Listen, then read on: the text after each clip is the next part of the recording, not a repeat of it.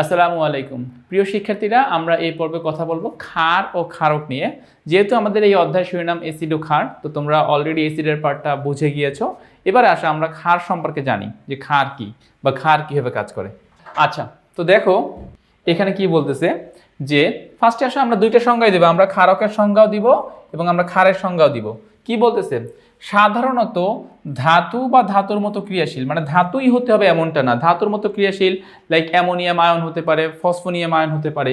ধাতু বা ধাতুর মতো ক্রিয়াশীল যৌগমূলকের অক্সাইড অথবা হাইড্রোক্সাইড যা অ্যাসিডের সাথে বিক্রিয়া করে লবণ এবং পানি উৎপন্ন করে তাকে ক্ষারক বলে। তো দুটো শর্ত দিচ্ছে যে ধাতুর অক্সাইড হতে হবে অথবা হাইড্রোক্সাইড হতে হবে, এবং এরা যেন অ্যাসিডের সাথে বিক্রিয়া করে লবণ এবং পানি তৈরি করতে পারে, তখন এদেরকে আমি কি বলবো, তখন এদেরকে আমি ক্ষারক বলবো। ফর এক্সাম্পল দেখো ক্যালসিয়াম অক্সাইড এবং HCl, তো বিক্রিয়াটা ভাগ করো। ক্যালসিয়াম হচ্ছে 2+, অক্সিজেন 2-। আচ্ছা, আমরা যদি এখানে দেখি আর কি বিক্রিয়াটা কিরকম। Calcium oxide, calcium 2+, oxygen 2- plus HCl, HCl এর কি H+, Cl-। তাহলে এবার ক্যালসিয়াম আর ক্লোরিন মিলে উৎপন্ন করবে calcium chloride CaCl2। Calcium chloride আর হাইড্রোজেন আর অক্সিজেন মিলে কি তৈরি হবে, H2O বা পানি তৈরি হবে। আচ্ছা, তো দেখো এই যে লবণ এবং পানি তৈরি হয়ে গেল। এরপরটা আসলে পটাশিয়াম হাইড্রোক্সাইড এবং সালফিউরিক অ্যাসিড বিক্রিয়া করে পটাশিয়াম সালফেট এবং পানি তৈরি করছে। সো এখানের বিক্রিয়াটা আসলে আমরা কিভাবে এক্সপ্লেন করতে পারি, পটাশিয়াম হাইড্রোক্সাইড এবং সালফিউরিক অ্যাসিড। ধরো KOH প্লাস হচ্ছে H2SO4, H2SO4 is equals to উৎপন্ন হবে কি, দেখো H2 আর OH মিলে উৎপন্ন হচ্ছে কি H2O, H2O উৎপন্ন হচ্ছে প্লাস সালফেট মূলক আর পটাশিয়াম মূলক মিলে উৎপন্ন হচ্ছে K2SO4, potassium sulphate K2SO4। So এই যে লবণ, পটাশিয়াম সালফেট লবণ, এবং এখানে উৎপন্ন হচ্ছে পানি। তো এখানে একটা 2 দাও, এখানে একটা 2 দাও, বিক্রিয়াটা তোমার সম্পূর্ণরূপে ব্যালেন্স হয়ে গেল এভাবে। তাহলে দেখো ধাতুর অক্সাইড, ক্যালসিয়াম অক্সাইড হচ্ছে ধাতুর অক্সাইড, আর ক্যালসিয়াম অক্সাইড হচ্ছে ধাতুর অক্সাইড, আর পটাশিয়াম হাইড্রোক্সাইড হচ্ছে ধাতুর হাইড্রোক্সাইড। ক্যালসিয়াম অক্সাইড ধাতুর অক্সাইড আর পটাশিয়াম হাইড্রোক্সাইড হচ্ছে ধাতুর হাইড্রোক্সাইড, এসিডের সাথে বিক্রিয়া করে লবণ এবং পানি তৈরি করতেছে। সো এখান থেকে আমরা এটাকে, এদের দুজনকে মানে ক্যালসিয়াম অক্সাইড এবং পটাশিয়াম হাইড্রোক্সাইড, এদেরকে আমরা কি বলতে পারবো, এদেরকে আমরা ক্ষারক বলতে পারবো। আচ্ছা, গেল এটা। এবারে আসো ক্ষার নিয়ে। ক্ষারের কথা কি বলছে দেখো, ধাতু বা ধাতুর মতো ক্রিয়াশীল যৌগমূলকের হাইড্রোক্সাইড। তার মানে এবার আমাকে OH মূলক আনতেই হবে, OH মূলক আমাকে থাকতেই হবে, ধাতুর হাইড্রোক্সাইড যৌগ যা পানিতে দ্রবণীয় হয়, এসিডের সাথে বিক্রিয়া করে লবণ পানি তৈরি করে, এদেরকে ক্ষার বলে। এবারে দেখো যেহেতু ধাতুর হাইড্রোক্সাইডকে ফিক্স করে দিয়েছে, তার মানে কি অ্যামোনিয়ামের সাথে OH মূলক আছে, সোডিয়ামের সাথে OH মূলক আছে। তো আমরা এইটুকু বুঝলাম যে ক্ষার হতে হলে দুইটা শর্ত তাকে মানতেই হবে, তার মধ্যে হাইড্রোক্সিল মূলক থাকতে হবে, সেই হাইড্রোক্সিল মূলকটা পানিতে দ্রবীত হতে হবে। এই যে দেখো বলে দিচ্ছে যা পানিতে দ্রবণীয়, যা পানিতে দ্রবণীয়। আচ্ছা, গেল এটা। অ্যামোনিয়াম পজিটিভ, হাইড্রোক্সিল মূলক negative, H positive, Cl negative. তাহলে হাইড্রোজেন এবং হাইড্রোক্সিল মূলক মিলে তৈরি করছে কি H2O। অ্যামোনিয়াম এবং ক্লোরিন মূলক মিলে উৎপন্ন হচ্ছে অ্যামোনিয়াম ক্লোরাইড। গেল এটা। এবারে আসো সোডিয়াম হাইড্রোক্সাইডের সোডিয়াম প্লাস OH-, নাইট্রিক অ্যাসিডের H+NO3-। তাহলে সোডিয়াম যাচ্ছে নাইট্রেট মূলকের সাথে, সোডিয়াম নাইট্রেট, আর হাইড্রোজেন আর হাইড্রোক্সিল মূলক মিলে তৈরি করছে H2O, পানি। তার মানে কি লবণ এবং পানি তৈরি হচ্ছে, লবণ এবং পানি তৈরি হচ্ছে। এখানে অ্যামোনিয়ামের সাথে হাইড্রোক্সিল মূলক আছে, সোডিয়ামের সাথে হাইড্রোক্সিল মূলক আছে। তো আমাদের শর্তগুলোকে কিন্তু আমরা ফিল আপ করতে পারতেছি যে এই অ্যাসিড এবং অ্যাসিডের সাথে বিক্রিয়া করবে, লবণ পানি তৈরি করবে, ধাতুর হাইড্রোক্সিল মূলক হতে হবে, ইত্যাদি ইত্যাদি। তো আশা করতেছি তোমরা এইটুকু অংশ প্রপারলি বুঝতে পেরেছো। আসো এরপরের যে গুরুত্বপূর্ণ পার্ট আমাদের সামনে আসতেছে, দেখো কি বলছে। কোনো যৌগের ক্ষার হওয়ার জন্য দুইটা শর্ত রয়েছে। আমাদের অনেকের মধ্যেই কিন্তু ক্ষার এবং ক্ষারক নিয়ে একটা বিশাল কনফিউশন তৈরি হয় যে কোনটাকে আমি ক্ষার বলবো, কোনটাকে আমি ক্ষারক বলবো। এবার বলতেছে যে কোনো যৌগের ক্ষার হওয়ার জন্য দুইটি শর্ত রয়েছে।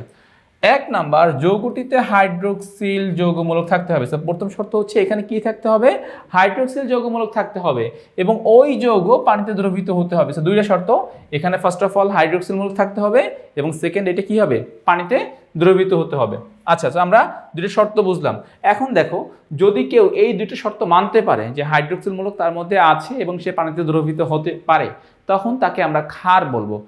এবং দেখো এই দুইটা শর্তের যে কোনো একটা যদি মিসিং থাকে, যে কোনো একটা, আইদার তার মধ্যে হাইড্রোক্সিল মূলক নাই, আর না হয় সে পানিতে দ্রবীত হয় না, যে কোনো একটা যদি মিসিং থাকে তখন সে আর ক্ষার হবে না, তখন সে হবে ক্ষারক। এখানে এই কথাটাই বলা হচ্ছে। আমাদের নিচে একটা এক্সাম্পল দিচ্ছে, দেখো সোডিয়াম হাইড্রোক্সাইড ক্ষার, কারণ সোডিয়াম হাইড্রোক্সাইড যৌগে OH মূলক আছে, আমরা দেখতে পাচ্ছি NaOH, তার মানে কি অবশ্যই এখানে OH মূলক আছে এবং এটি পানিতে দ্রবীভূত হয়, এটি পানিতে দ্রবীভূত হয়। সো কারণ কি সোডিয়াম হাইড্রোক্সাইডের অ্যাকোয়া সলিউশন আমরা বানাতে পারি, তো সোডিয়াম হাইড্রোক্সাইডের যেহেতু অ্যাকোয়া সলিউশন তৈরি করতে পারি, তার মানে এটা কি হবে, সহজে পানিতে দ্রবীভূত হবে। আচ্ছা গেল। এরপরে দেখো কি বলতেছে, ফেরাস হাইড্রোক্সাইড FeOH2 কে ক্ষার বলা যায় না, ক্ষার বলা যাবে না। কেন? কারণ এটি OH গ্রুপ আছে কিন্তু এটি পানিতে দ্রবণীয় নয়। দুইটা বিশেষ শর্ত আমি বলছি যে 1 নম্বর শর্তই, 2 নম্বর শর্ত ছিল পানিতে দ্রবীভূত হতে হবে। এখন এই যে এখানে দেখো FeOH2, তো আমরা কিন্তু এখানে OH মূলক পাচ্ছি, OH মূলক এখানে আছে কিন্তু এটা পানিতে দ্রবীভূত হয় না, বিধে এটাকে আমরা কি বলবো, ক্ষারক বলবো। ক্যালসিয়াম অক্সাইড ক্ষারক, কারণ কি ক্যালসিয়াম অক্সাইডের মধ্যে OH মূলক নাই, তাহলে এই যে OH মূলকও থাকতে হবে, পানিতে দ্রবীভূত হতে হবে, এই দুটো জিনিস যখন হবে তখন তাকে আমি কি বলবো, তখন তাকে আমি ক্ষারক বলবো। আমি আবার বলতেছি ক্যালসিয়াম মানে OH মূলকও থাকতে হবে, পানিতে দ্রবীভূত হতে হবে, তখন তাকে আমি ক্ষার বলবো। এদের যে কোনো একটা মিসিং থাকলে তখন তাকে আমি ক্ষারক বলবো। দেখো অর্থাৎ হাইড্রোক্সাইড মূলকধারী যারা পানিতে দ্রবীভূত হয় সেগুলোদেরকে আমরা কি বলতে পারি, ক্ষার বলতে পারি। তাই বলা যায় সব ক্ষারকই ক্ষার কিন্তু সব ক্ষারকই ক্ষারক, মানে সব ক্ষারকই ক্ষার নয় কিন্তু সব ক্ষারই ক্ষারক, এখানে এই ব্যাপারটা বোঝানো হচ্ছে। অর্থাৎ যাদেরকে আমরা ক্ষার বলতেছি এরা সবাই ক্ষারক, কিন্তু যাদেরকে আমরা ক্ষারক বলতেছি এরা সবাই ক্ষার নয়, এখানে আসলে এই কথাগুলোই বোঝানো হয়েছে। আচ্ছা গেল একটা। এবারে আসলে লিটমাস পরীক্ষা বলতে একটা পরীক্ষা আছে, আমরা জানি যে ক্ষার দ্রবণ লাল লিটমাস পেপারকে নীল করে। আমরা ক্ষারের কথা যদি চিন্তা করি সে লাল, লিটমাস পেপার কি হতে পারে, নীল হতে পারে। আচ্ছা এরপরে আসছে হচ্ছে অনুভব। লঘু সোডিয়াম হাইড্রোক্সাইড দ্রবণ হাত দিয়ে স্পর্শ করলে এক প্রকার পিচ্ছিল অনুভূতি সৃষ্টি হয়। ক্ষার দ্রবণ পিচ্ছিল জাতীয় পদার্থ, এটা একটা ক্ষারের বিশেষ বৈশিষ্ট্য।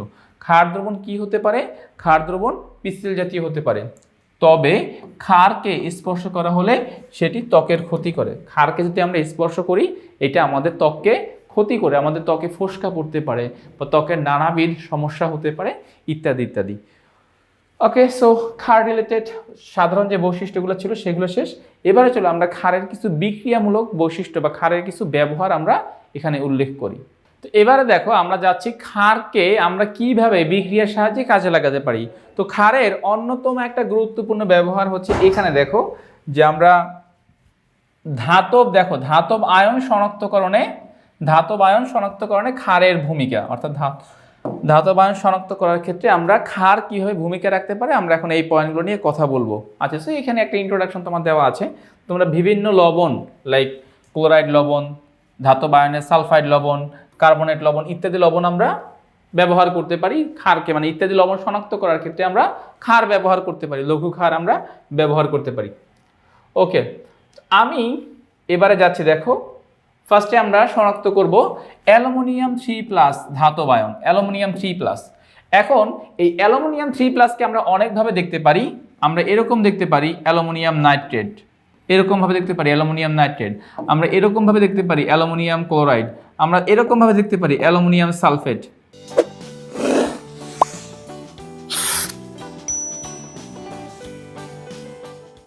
আমরা আরও চলে দেখতে পারি অ্যালুমিনিয়াম কার্বনেট। সেই সবগুলোই কিন্তু লবণ, এই সবগুলোই লবণ, এই সবগুলোর মধ্যে অ্যালুমিনিয়াম কি আকারে আছে, সবগুলোর মধ্যে অ্যালুমিনিয়াম 3+ আকারে আছে।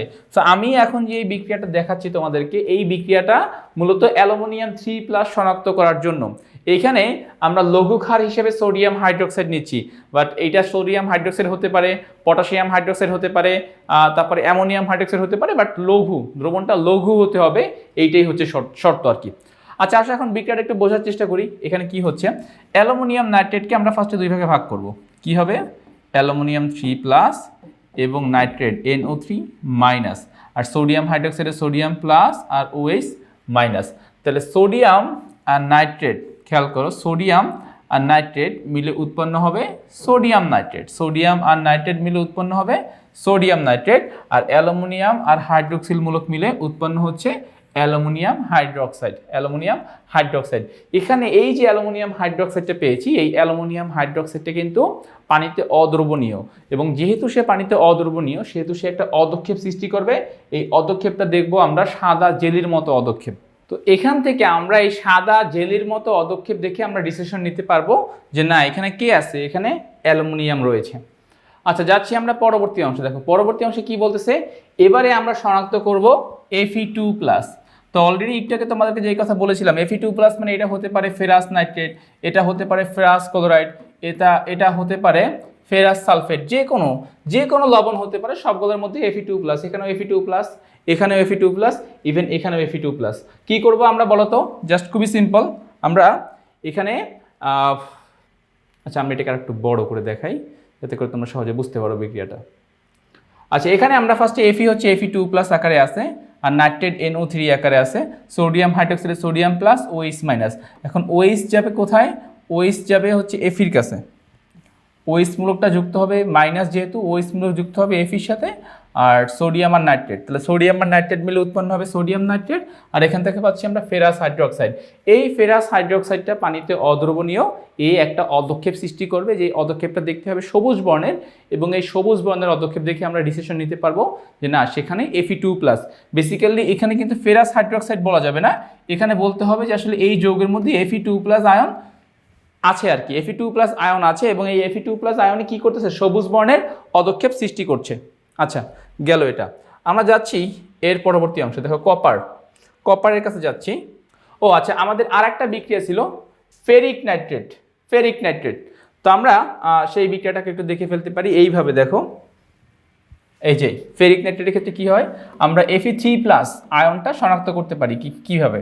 তো ধরো এখানে তুমি FeCl3 নাও, প্লাস এর সাথে সোডিয়াম হাইড্রোক্সাইডের লঘু দ্রবণ নাও, বিক্রিয়া করো, তাহলে দুই ভাগে যদি আমরা ভাগ করি কি হয়, Fe হয় 3+, Cl হয় মাইনাস, সোডিয়াম হাইড্রোক্সাইডের সোডিয়াম প্লাস, OH মূলক মাইনাস, তাহলে সোডিয়াম আর ক্লোরিন মিলে উৎপন্ন করলো কি, সোডিয়াম ক্লোরাইড। আর এই Fe যাচ্ছে কোথায়, Fe যাচ্ছে OH মূলকের সাথে, উৎপন্ন হচ্ছে FeOH3। তাহলে এই FeOH3 যেটা হলো, এখানে কি হবে, একটা লালচে বাদামি বর্ণের একটা অদক্ষেপ আমরা দেখতে পাবো, লালচে বাদামি বর্ণের অদক্ষেপ। তাহলে এই যে লালচে বাদামি বর্ণের যে অদক্ষেপ আমরা দেখতে পেলাম, এখান থেকে কি ডিসিশন নেওয়া যাবে, এখান থেকে নেওয়া যাবে যে এখানে কে আছে, এখানে মূলত Fe3+ আয়ন আছে। এখানে কে আছে, এখানে Fe3+ আয়ন আছে।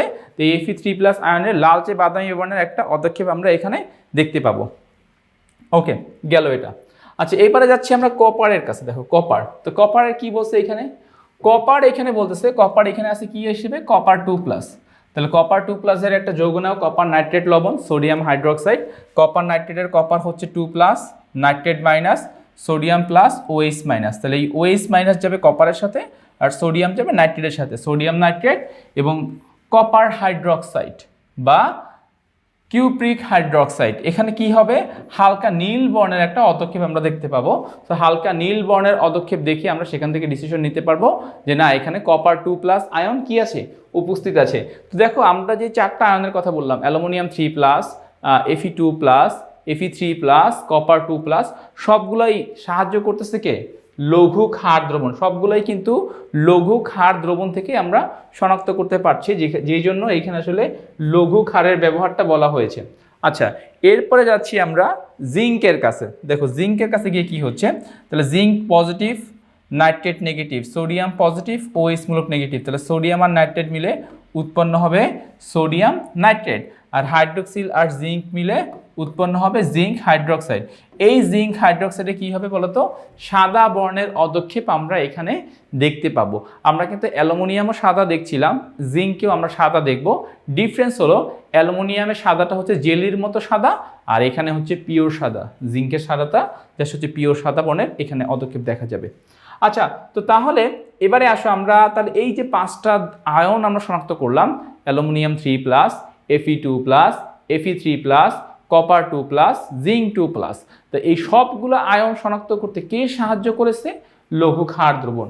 এটা সোডিয়াম হাইড্রোক্সাইড হতে পারে, পটাশিয়াম হাইড্রোক্সাইড হতে পারে, অ্যামোনিয়াম হাইড্রোক্সাইড হতে পারে। এই লবণগুলো মানে এই ক্ষার জাতীয় দ্রবণগুলোই আমাকে এক্ষেত্রে সাহায্য করবে।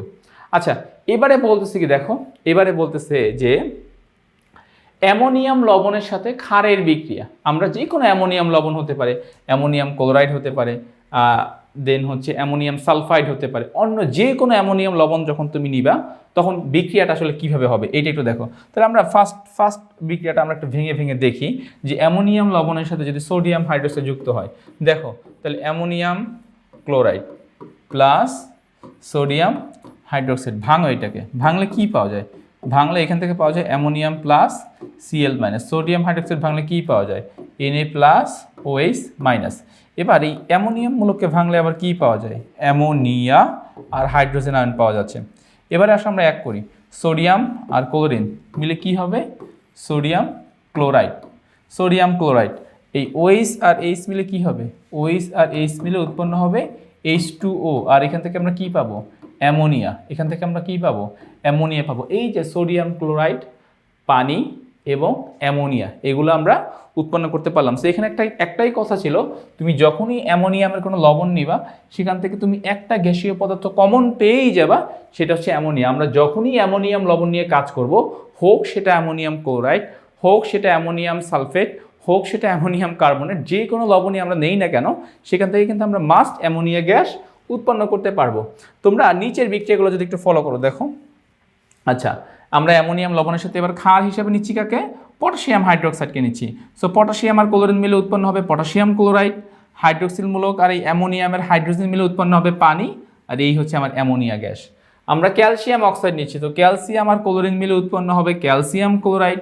এখানে দুইটা হাইড্রোজেন রয়েছে, যেহেতু 2 মোল অ্যামোনিয়াম নিচ্ছি, 2 মোল অ্যামোনিয়াম নিচ্ছি, সো দুইটা হাইড্রোজেন একটা অক্সিজেন মূলক মিলে তৈরি হবে পানি। আর কি উৎপন্ন হচ্ছে? আর উৎপন্ন হচ্ছে অ্যামোনিয়া, আর উৎপন্ন হচ্ছে অ্যামোনিয়া। এখানে পানি তৈরি হবে, 1 মোল পানি তৈরি হবে। আচ্ছা, পরেরটাতে আসো, ক্যালসিয়াম হাইড্রোক্সাইড 2 মোল, তাহলে এখানে ক্যালসিয়াম আর ক্লোরিন মিলে উৎপন্ন হচ্ছে ক্যালসিয়াম ক্লোরাইড, তারপরে তৈরি হচ্ছে 2 অণু অ্যামোনিয়া, আর এখানে যে দুইটা হাইড্রোজেন, দুইটা হাইড্রোক্সিল মূলক মিলে 2 অণু পানি। তো আমরা সর্বসাকল্যে কি এই অ্যামোনিয়া গ্যাসটা কি কমন পাচ্ছি না? দেখো তো, অ্যামোনিয়া গ্যাসটা কমন পাচ্ছি। কেন অ্যামোনিয়া গ্যাস কমন পাচ্ছি? কারণ আমরা এখানে অ্যামোনিয়ামের লবণ নিয়ে কাজ করছি। আমরা যেহেতু অ্যামোনিয়ামের লবণ নিয়ে কাজ করতেছি, এই জন্য আমরা প্রত্যেকটা ক্ষেত্রে অ্যামোনিয়া গ্যাসটা কমন পাচ্ছি।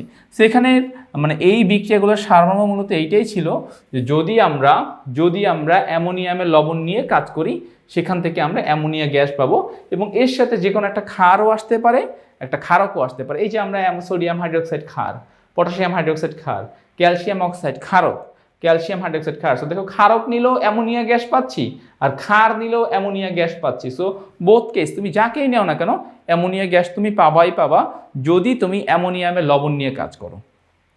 আচ্ছা, তো ক্ষার রিলেটেড যে বিক্রিয়াগুলো ছিল এগুলো আমরা এই অংশে আলোচনা করে ফেললাম। আমি আশা করছি তোমরা এইটুকু অংশ প্রপারলি বুঝতে পেরেছো। তো আজ এ পর্যন্তই, নতুন কোনো পর্বে আবার তোমাদের সাথে দেখা হবে। ততক্ষণ পর্যন্ত সবাই ভালো থাকো, সুস্থ থাকো, আল্লাহ হাফেজ।